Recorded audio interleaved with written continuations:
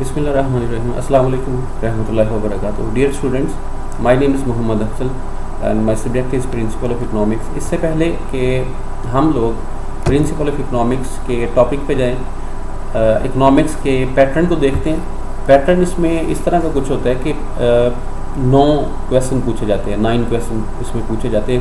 First question M C Qs کا ہوتا ہے اور 15 ایم سی کیوز پوچھے جاتے ہیں, جس میں سے ہر ایک ایم سی کیوز کے 1 مارکس ہیں اور ٹوٹل 15 مارکس. سیکنڈ, تھرڈ اور فورتھ کویسچن یہ شارٹ کویسچن کے ہوتے ہیں, اور ہر شارٹ کویسچن کے یعنی سیکنڈ, تھرڈ اور فورتھ کویسچن میں 9 شارٹ کویسچن پوچھے جاتے ہیں, اور اس میں سے 6 اٹیمپٹ کرنے ہوتے ہیں, اور ٹوٹل اس طرح ہر ایک شارٹ کویسچن کے 12 نمبر کی وجہ سے اس کے 36 نمبر بنیں گے, اور 5 سے 9 تک لانگ کویسچن کا یہ لانگ کویسچن پوچھے جاتے ہیں. 5 لانگ کویسچن ہوتے ہیں جس میں سے 3 کرنے ہوتے ہیں, اور ہر لانگ کویسچن کے 8 مارکس ہیں, 24 ٹوٹل بن جاتے ہیں, اور ٹوٹل پیپر 75 مارکس کا ہوگا. ریفرنس بک کے طور پر اگر دیکھا جائے تو اصول معاشیات پرنسپل آف اکنامکس پروفیسر منظور طاہر چودھری, میں اپنی سلائڈس میں بھی اسی کو فالو کر رہا ہوں زیادہ, لیکن دوسری بکس کا بھی ہیلپ لے رہا ہوں. اور احسن خان اور چودھری ممتاز حسین کی جو اصول معاشیات پرنسپلز آف اکنامکس ہیں, یہ بھی اچھی بکس ہیں, ان کو بھی فالو کرنا چاہیے, یا جو اچھے اسٹوڈنٹس ہیں وہ اسے پڑھیں. چیپٹر نمبر 1 ہم ڈسکس کرتے ہیں آج ابھی, ڈیفینیشن آف اکنامکس, معاشیات کی تعریف.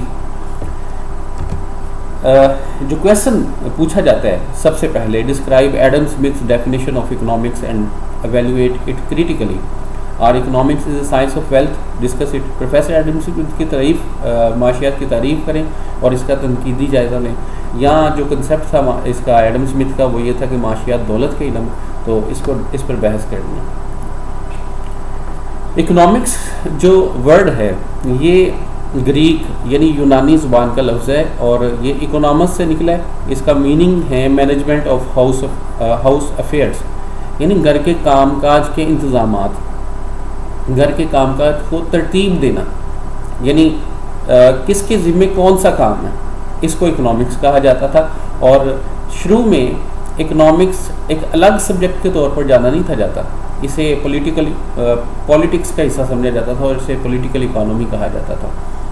اور بعد میں ایڈم اسمتھ نے پہلی بک لکھی تھی اکنامکس کی ایز اے سیپریٹ سبجیکٹ, جس کی وجہ سے اس کو الگ ایک مضمون کی, ایک سبجیکٹ کی حیثیت دے دی گئی تھی. اسکول آف تھاٹ, اکنامکس میں اسکول آف تھاٹ 3 ہیں. اسکول آف تھاٹ کیا ہے؟ A group of people having same opinion is called school of thought, یعنی ایسے لوگوں کا گروپ جن کی رائے ایک جیسی ہو, اس کو ہم مکتبہ فکر کہہ دیتے ہیں. جیسے عام طور پر عام زبان میں اگر بات کی جائے تو سمجھ لے کہ جیسے فرقہ, یعنی ایسے سمجھ لے کہ معاشیات کے 3 فرقے ہیں, یعنی 3 مکتبہ فکر ہیں اسکول آف تھاٹ, ایک کلاسیکل, نیو کلاسیکل اور modern school of thought. Adam Smith جس کا ہم کویسچن ڈسکس کرنے جا رہے ہیں, یہ کلاسیکل اسکول آف تھاٹ کا بانی تھا, اور اسی طرح اس کے علاوہ اکنامکس کا فاؤنڈر بھی تھا ایڈم اسمتھ. اس نے 1776 میں ایک بک لکھی تھی, ایک مقالہ لکھا تھا, جس کا نام تھا An Inquiry into the Nature and Causes of Wealth of Nations, اقوام دولت کی نوعیت اور وجوہات پر تحقیقی مقالہ. اس کو مختصر طور پر ویلتھ آف نیشنز بھی کہا جاتا ہے, یعنی اقوام دولت کے نام سے بھی کہا جاتا ہے. اس کا جو بیسک کنسیپٹ تھا وہ تھا کہ economics is a science of wealth. Economics is a science of wealth. Economics is a science of wealth. It deals with the production, consumption and distribution and exchange of wealth. یعنی معاشیات ایک ایسا علم جو پیدائش دولت, صرف دولت, تقسیم دولت اور تبادلہ دولت پر بحث کرتا ہے. یہاں پہ ایک چیز بڑی مطلب ہے کہ ویلتھ کا مطلب کیا ہے. ویلتھ کا مطلب ہے گڈز اینڈ سروسز, ہماری ضروریات زندگی کی جو چیزیں ہیں اس کو ہم کہتے ہیں ویلتھ. یعنی یہاں پہ اس پوائنٹ کو کلیئر کر لیجئے گا کہ ویلتھ کا مطلب صرف دولت, روپیہ, پیسہ نہیں ہے. اس سے مراد ہر وہ چیز ہے جو ہم اپنی ضرورت کے لیے استعمال کرتے ہیں, جتنی بھی چیزیں ہیں, جتنی بھی سروسز ہیں, یہ سب. جو ایڈم اسمتھ ہے اس کی ڈیفینیشن کے جو پہلو ہیں وہ 4 پہلو ہیں. ایک پروڈکشن آف ویلتھ, یعنی پیدائش دولت، کنزمپشن آف ویلتھ، صرف دولت، ڈسٹریبیوشن آف ویلتھ، تقسیم دولت، ایکسچینج آف ویلتھ، تبادلہ دولت. یہ ہم نے ابھی اس کی ڈیفینیشن میں بھی دیکھا تھا. یہ چاروں پوائنٹ اس کی ڈیفینیشن میں سے دیے گئے ہیں. اس کی بک میں بھی ان 4 پوائنٹس کو ہی ڈسکس کیا گیا ہے. سب سے پہلے ہم دیکھتے ہیں پروڈکشن آف ویلتھ کیا ہے. Production of wealth means how wealth is produced, یعنی دولت پیدا کیسے کی جاتی ہے. میں نے بتایا تھا جیسے یہ بات آپ نے یاد رکھنی ہے. دولت سے مراد یہاں پہ ایڈم اسمتھ کے مطابق صرف روپیہ پیسہ نہیں ہے. اس سے مراد ہر وہ چیزیں جو ہم ضرورت کے تحت نیسیسٹیز آف لائف کے طور پر ہم چیزیں استعمال کرتے ہیں، وہ ساری چیزیں ویلتھ کہلاتی ہیں. یعنی یہ پیدا کیسے کی جاتی ہے یہ یاد رکھیے گا. 4 فیکٹر آف پروڈکشن ہے. 4 فیکٹر آف پروڈکشن، 4 عاملین پیدائش ہیں. کسی بھی چیز کو بنانے کے لیے ہمیں 4 فیکٹرز کی ضرورت ہے، 4 عاملین کی ضرورت ہے، جس میں سے سب سے پہلے لینڈ زمین، دوسرا لیبر محنت، کیپٹل سرمایہ، آرگنائزیشن تنظیم. آپ دنیا کے کسی بھی کاروبار کو اٹھائیں، دیکھیں، اس کو اسٹڈی کریں. یہ 4 بنیادی فیکٹرز ہیں جو ضرورت پڑے گی کسی بھی پروڈکشن. ان میں سے ایک بھی مس ہوگا تو پروڈکشن ممکن نہیں ہے. اب میں ذرا آپ کو زمین، اکنامکس میں زمین کو یا ایڈم اسمتھ کے کنسیپٹ کے مطابق زمین کیا ہے جی؟ زمین سے مراد ہر وہ چیز جو گاڈ گفٹیڈ ہے، جو اللہ تعالیٰ کی طرف سے عطیہ دی گئی ہے، مفت عطیہ ہے. جیسے پہاڑ ہے، بارش ہے، ہوا ہے، پانی ہے، سورج ہے. یعنی اس سے مراد یہ زمین تو ہے جس پہ ہم چلتے ہیں، لیکن اس سے مراد یہ بھی ہے کہ ہر وہ چیز جو اللہ تعالیٰ کی طرف سے گاڈ گفٹیڈ ہے، یعنی ریسورسز. سیکنڈ پوائنٹ ہے لیبر. لیبر 2 طرح کی. لیبر اصل میں کہتے ہیں ہر وہ انسان کی ایکٹیویٹی جو وہ کسی ریوارڈ کے لیے کرے. یعنی جیسے اگر ہم محنت کرتے ہیں، ہم پڑھاتے ہیں، تو یا کوئی مزدور اگر مزدوری کرتا ہے تو اس کا ریوارڈ کیا ہے؟ اجرت. اسے اس کے بدلے میں پیسہ ملے گا. اور تیسرا محنت جو ہے نا وہ 2 طرح کی ہوتی ہے، جسمانی اور ذہنی.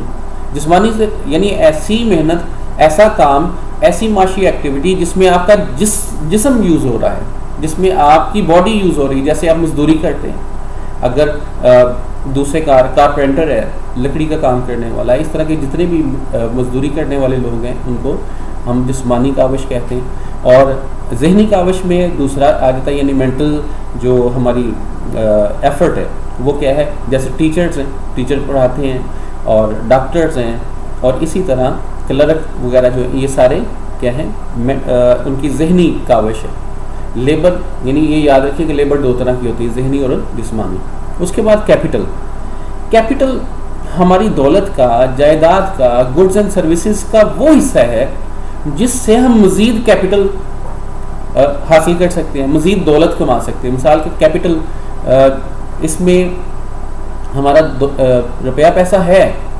روپیہ پیسہ تو ایک طرف یعنی وہ بھی کیپٹل ہے. اس کے علاوہ ہر وہ چیز جس کی مدد سے ہم کچھ بنا رہے ہیں، فیکٹری میں یا ایک فرم میں ان کی ہر اوزار، ایون کہ ان کی بلڈنگ، ہر چیز سرمایہ میں آتی ہے. آرگنائزیشن تنظیم ہے جو لینڈ، لیبر اور کیپٹل کو ہائر کرتی ہے اور پروڈکشن پروسیس شروع کرتی ہے. آرگنائزیشن کو یہ پتا ہوتا ہے کہ ہمیں اس کام کے لیے کتنی زمین چاہیے، کتنی لیبر چاہیے اور کتنا کیپٹل ریکوائرڈ ہے.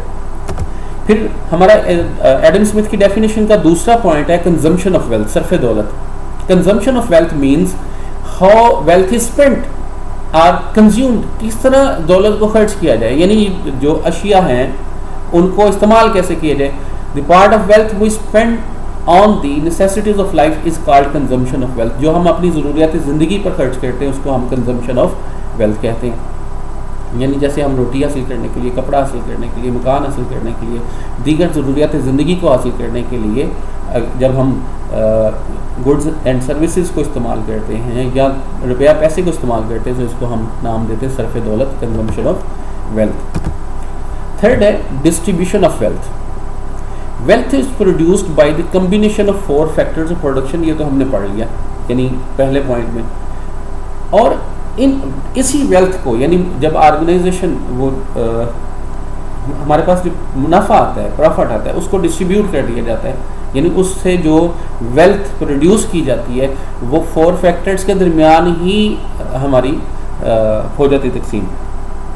ریوارڈ اس کے کیا ہیں؟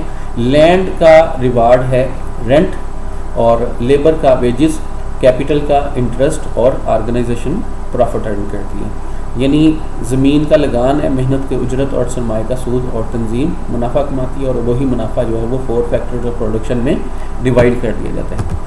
4 آخری پوائنٹ اس کا ایکسچینج آف ویلتھ، تبادلہ دولت. اس سے مراد یہ ہے کہ دولت جو ہے وہ کس طرح ایکسچینج ہوتی ہے، کس طرح ایک شخص سے دوسرے شخص کے پاس جاتی ہے، کس طرح یہ انٹرنیشنل تجارت کے ذریعے ایک ملک سے دوسرے ملک میں شفٹ ہوتی ہے. اسے ہم تبادلہ دولت کا نام دیتے ہیں. پھر اس کے بعد اس ڈیفینیشن پہ اعتراضات بھی ہوئے تھے. یعنی جو بعد میں آنے والے نیو کلاسیکل ماہرین تھے، انہوں نے اس کے اوپر اعتراضات کیے تھے. بہت سے ایسے ماہرین اخلاقیات تھے جنہوں نے اس کے اوپر اعتراضات کیے تھے، اور اس کی وجہ کیا تھی وہ میں آگے چل کے بتاتا ہوں. سب سے پہلے جو آبجیکشن اس پہ کیا گیا تھا، سب سے پہلا میمن ورڈشپ اور ڈسمل سائنس کہا گیا اس کو.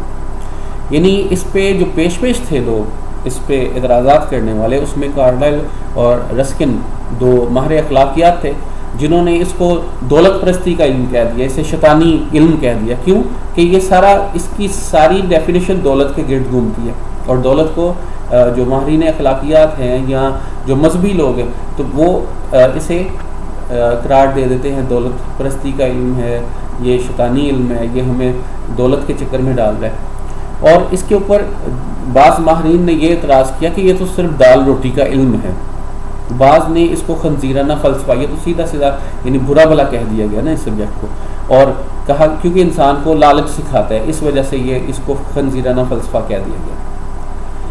اس میں جو ایک چیز کمی رہ گئی وہ یہ تھا کہ دولت کا مفہوم یعنی wealth is not clear. Wealth کی جو ڈیفینیشن تھی کہ ویلتھ ہے کیا، اس کو وہ نہیں سمجھ پائے، یا ایڈم اسمتھ اس کو سمجھا نہیں پائے.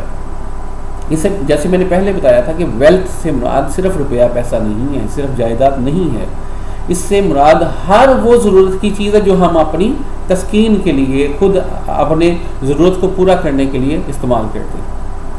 پھر اس کے علاوہ ایک اس کا لگا اعتراض یہ کہ اکنامک ایکٹیویٹیز جو ہے وہ کلیئر نہیں ہے، معاشی سرگرمیاں اس میں کلیئر نہیں ہیں. معاشی سرگرمی کہتے ہیں کہ ہم دولت ارن کرنے کے لیے، دولت بنانے کے لیے جو اقدامات کرتے ہیں اس کو ہم معاشی سرگرمیاں کا نام دیتے ہیں. پھر ایڈم اسمتھ نے جو اسکوپ ہے اکنامکس کا، اس کی جو امپورٹنس ہے اس کو محدود کر دیا، اس کی وسعت کو محدود کر دیا. اور یعنی سارے کا سارا اس کا جو ایمفیسائزز تھا، یعنی سارا زور اس کا جو تھا وہ دولت پہ تھا کہ دولت جیسے 4 اس کے پہلو ہیں: پیدائش دولت، صرف دولت، تقسیم دولت اور تبادلہ دولت. اس نے اس کے جو وسعت کو محدود کر دیا تھا. اور بعض ماہرین نے یہ کہا کہ یہ لوگوں کو لالچ اور خود غرضی سکھاتا ہے، کیونکہ ظاہری بات ہے جو دولت مند ہے، آج کل ہم دیکھتے بھی ہیں اس طرح کہ جو دولت مند ہے اس کو دوسروں سے غرض ہی نہیں ہوتا. بالخصوص پاکستانی معاشرے میں ہم دیکھ رہے ہیں، اور ایک دوسرے کی کوئی بھی نہیں ہم کرتے. امداد میں لوگ کئی ہیں، ہر طرح کے لوگ ہیں ہمارے معاشرے میں. جیسے اگر برے حالات میں بھی لوگ منافع خوری کی طرف چلے جائیں تو یہ کیا ہے، اس کا مطلب دولت نے ان کو لالچی بنا دیا. اب اس کے جو آبجیکشن تھے، یعنی جتنے لوگوں نے بھی اس کو اعتراضات لگائے، اس پہ اعتراضات کیے اس کی تھیوری پہ، وہ دولت کا مفہوم نہیں تھے سمجھ پائے. یعنی وہ دولت کو روپیہ پیسہ لے رہے تھے، کہاں سے آ رہا ہے، کیسے آ رہا ہے، اس کو لے رہے تھے کہ جی 2 نمبر طریقے سے یا اسمگلنگ سے یا کسی بھی طریقے سے. یعنی اس نے ڈسکس نہیں کیا کہ دولت کمانی کیسے ہے، بنانی کیسے ہے. لیکن ان لوگوں نے اصل میں دولت کا کنسیپٹ لیا زر، پیسہ، منی. وہ اس طرف گئے ہی نہیں کہ ایڈم اسمتھ کہنا کیا چاہ رہا ہے. کہ ایڈم اسمتھ کا کنسیپٹ تو یہ تھا کہ دولت سے مراد، ویلتھ سے مراد گڈز اینڈ سروسز ہیں جو ہماری نیسیسٹیز آف لائف ہیں، یا نیسیسٹیز آف لائف نہیں بھی ہیں، ہم اپنی ضرورت کے لیے کچھ چیزیں استعمال کرتے ہیں، وہ ساری تھیں. اب دوسری طرف اگر ہم دیکھیں، دولت کمانا تو ضروری ہے. جو خود اعتراضات بھی کر رہے تھے جو لوگ، ان لوگوں کو بھی دیکھیں تو وہ بھی تو روٹی کھاتے ہوں گے نا، وہ بھی کپڑا پہنتے ہوں گے، وہ بھی مکان میں رہتے ہوں گے. یعنی اب دیکھیں، دولت اچھی چیز ہے، دولت بذات خود اچھی یا بری نہیں ہے. اس کے استعمال کون کرتا ہے؟ انسان. ہم لوگ استعمال کرتے ہیں، اور یہ انسان کے استعمال پہ ڈیپینڈ کرتا ہے کہ وہ اس کا استعمال اچھا کر رہا ہے برا.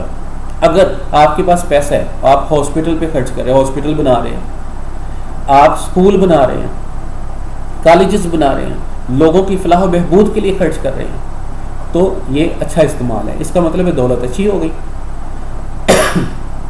اور دوسری طرف اگر یہ دیکھا جائے کہ اگر اس سے حرام کاروبار کیے جا رہے ہیں، شراب، جوا اور اس طرح کے کاروبار کیے جا رہے ہیں، پیسوں پہ اس پہ خرچ کیا جا رہا ہے، تو یہ برا ہے. اس کا مطلب ہے دولت بذات خود بری نہیں ہے، یہ ہم ہیں، انسان ہے جو اس کا اچھا اور برا استعمال کرتے ہیں. یہ سارے تھا اس کے جس طریقے سے میں نے پریزنٹیشن دی ہے، یہ کویسچن بھی اسی طرح اٹیمپٹ کرنا ہے. اور تھینک یو سو مچ. اور یہ بڑا اچھا قدم ہے اپیکس گروپ آف کالجز کا، آن لائن کلاسز کا. اس سے بھرپور فائدہ اٹھائیں. اپنے ارد گرد کا، اپنے دوست احباب کا، گھر والوں کو خیال رکھیے. خدا حافظ. شکریہ. اللہ